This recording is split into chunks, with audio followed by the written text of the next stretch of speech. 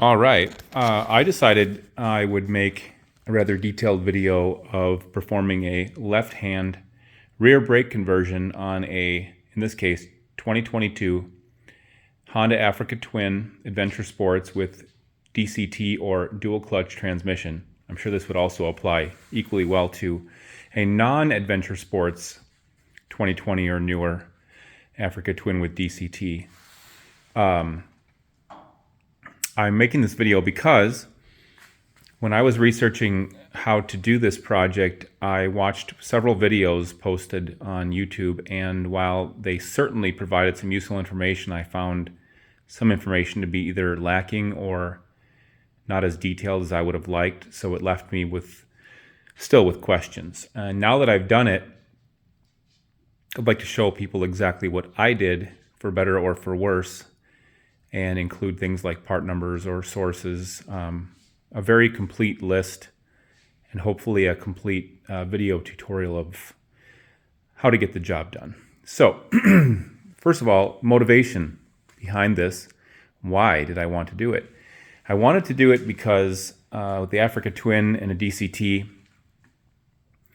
it is particularly useful to preload the transmission when you are doing low-speed maneuvers, whether it be on-road or off-road, but particularly off-road. And typically you would do that by applying pedal pressure to the brake pedal, which in my case is no longer there.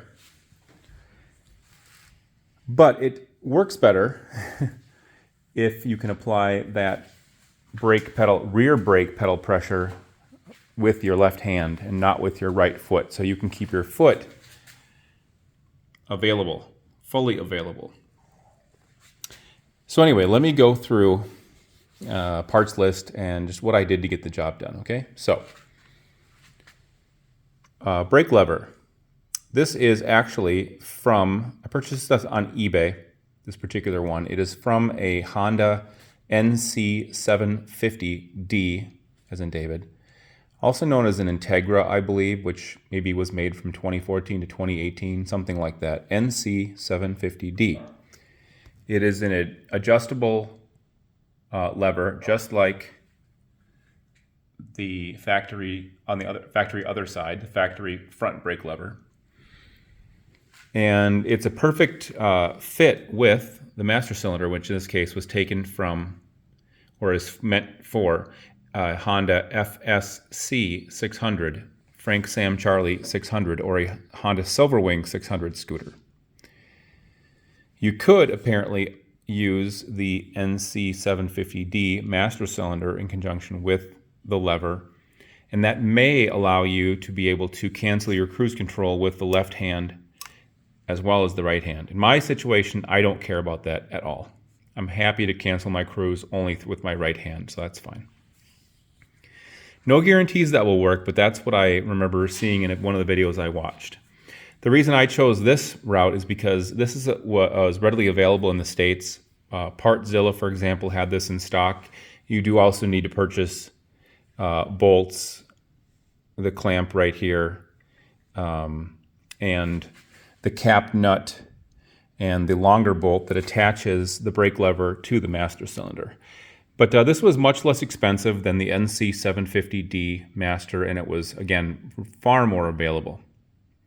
But anyway, NC750D FSC 600, okay? Next, brake line. The brake line I ordered from a business called SIC Shop, S-I-C Shop. I believe they're in California, not sure. But they apparently work with a company called HEL, which I think is well known in the world of brakes. This is a 56-inch long brake line. They're available in different finish colors, fitting colors, and brake line housing colors, limited by stock on hand. They come with banjo bolts for each end and crush washers for each end. This line is 56 inches long. It could be 54 inches long, I think, and work even better. So if you're considering doing this, you may want to go with something just a little bit shorter, and I'll show you why as I move on. At any rate, so it's routed down through where factory lines are routed,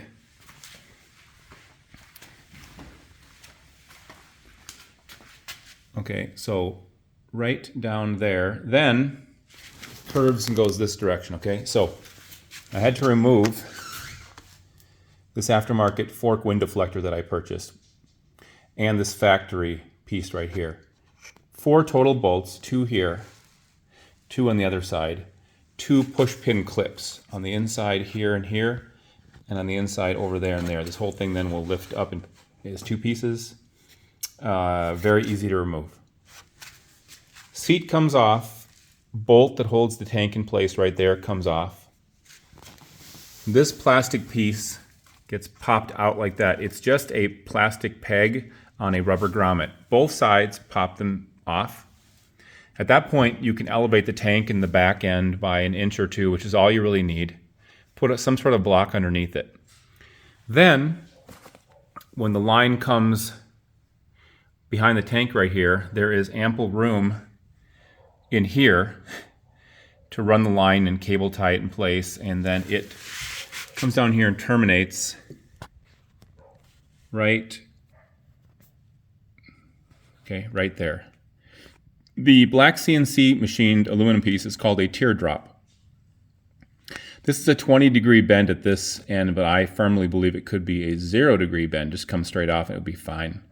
The top at the master is a 90-degree bend, which I think is perfect.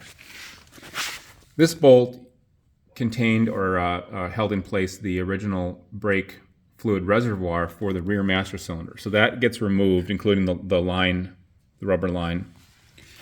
This screw right here, the Phillips screw, is what holds the reservoir in place.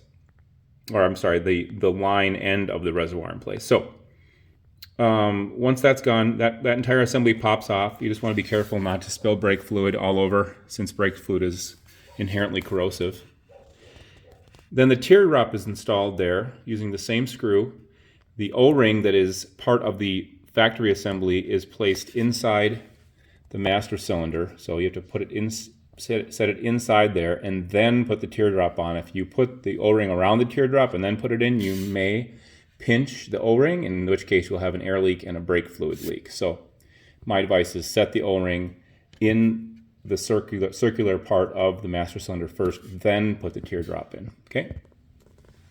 So that's the hydraulic line part of it. Then of course you can drop the tank back down, put the seat on, reassemble everything, pop these pieces in, and that part's done. I used a couple cable ties in there to secure the line a little better, but I think I only used 2 of them, okay? So next is wiring. If you look right there, you'll see in the middle of the screen a rubber boot protecting a spade connector. There are 4 of those spade pins right there. And this is where I have to be slightly vague, because of the 4, I do not remember exactly which 2 were the ones that controlled the brake light. But it's very easy to determine, because if you unplug those 2 and the brake light stops working, then you know you've got the right 2, which is what I did. At that point, once I knew which ones they were, I soldered wire to them and used heat shrink. And I ran those 2 wires in this wiring loom right across there. And they terminate at the bottom of the master cylinder right here. Okay, right there. There are 2 of them, do you see? These 2, I can't tell you what those are for exactly. I don't care. I never looked into it.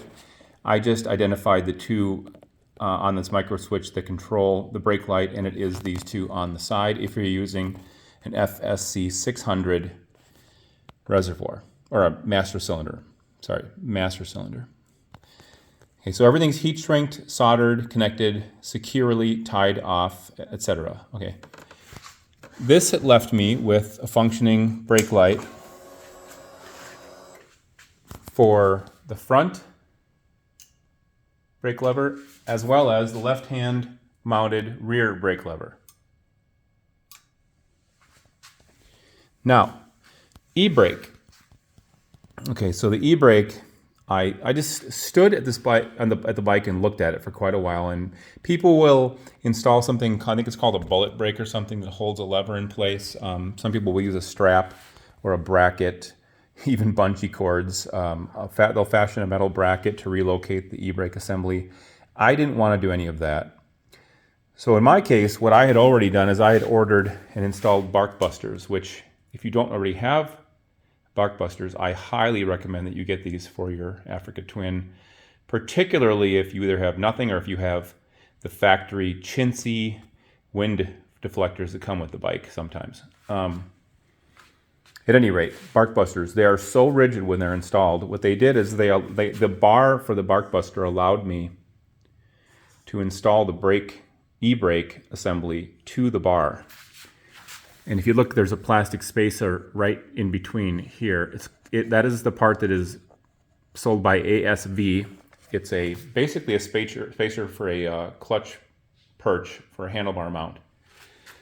I think it's like $10 or something shipped. Okay, so I installed that in there because otherwise I needed to space this off with a longer bolt they provided in order to get all of this to fit properly. However, there is a circular area right down here which you can hopefully see, and because that's curved and the bar and the bark buster is squared off, I temporarily just installed a polished Allen key in there just to fill in that valley, so that when I tightened down on these bolts and clamped it, it became incredibly solid. I may replace this with some sort of a different spacer, maybe even one that is machined to be rounded like that valley. I don't know. I might just cut this part of the Allen off and just keep that in there because it's so solid. It's not ever going anywhere. So anyway, this mod will be hard to do if you don't have bark busters, but if you do, this worked really well. To show you how the e-brake works now, I'll use two hands, but you'll see when I pull down on the lever, parking brake light illuminates. And now I will lock it in place. Okay, now it's locked in place. Now, when I stick my hand up in here to release it, parking light off. Very, very, very secure. And it's completely out of the way of riding, yet it's accessible with your fingers, readily accessible. So I'm very, very happy with the way this turned out. And I didn't actually need to manufacture anything. I don't have to apply constant pressure to the brake lever, hydraulic pressure to use an e-brake mechanism. So I'm very, very happy with that. Okay, now I removed the brake pedal, as I mentioned, so I could have completely unobstructed area for my right foot. You'll notice this piece right here. This is from a Honda VT1100. And the description of that part is below the video as well, along with everything else. But the splines match up perfectly. There's a pinch bolt. This prevents the master cylinder from sliding that direction, which of course you don't want. But it also frees up this area. So I just have the factory brake pedal in a box on a shelf. I can reinstall it at any point if I want to. But you see how nice and open that is now. I wish I could say as much about the other side, but I can't because I installed the DCT foot shifter. And I'm so fond of that mod, this mod. Highly recommend it. But anyway, I'm so fond of it, I will not eliminate it, but it does prevent me from having completely open access with my left foot. So, but that's fine, I don't mind. This is such a benefit, it far outweighs that particular drawback. So at any rate, that pretty well covers it. So to recap, NC750D lever, FSC 600 master. You have to make sure you get the other hardware to attach it. HEL branded brake line, 56 inches, 54 would work fine. 90-degree bend here. Straight at the other end would be okay, however mine is 20 degrees.